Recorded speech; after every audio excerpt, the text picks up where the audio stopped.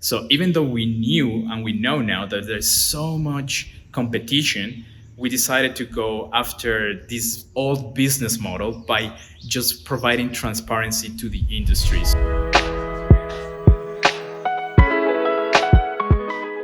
So the main reason why I started Teilur Talent is because I saw the industry was really, really not transparent.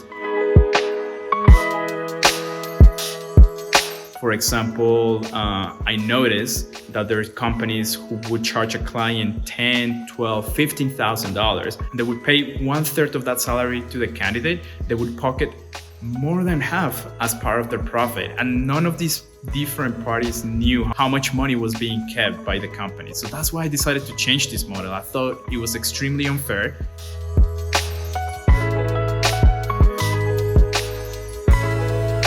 I originally am from Latin America. I come from Colombia. I know that I also spent the last 10 years working at startups in Silicon Valley and tech companies in New York.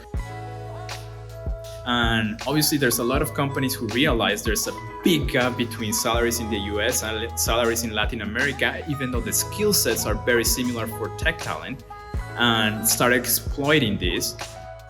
So what we decided is like, wait, why don't we start benefiting both parties, and at the same time we build a business of our own?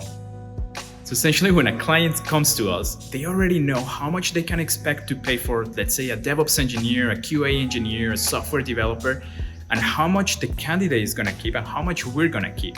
So even though it sounds so simple, it's extremely disruptive in this industry because most of the players are working towards maximizing their margin. And what we're doing is that we want to maximize the amount of talent that gets connected with companies in the US and Canada. So with that mission in mind, it completely helps us redefine a new business model where the client gets transparency, the candidate gets transparency and fair compensation, and we work towards a mission of connecting more talent in Latin America with companies in the US and Canada.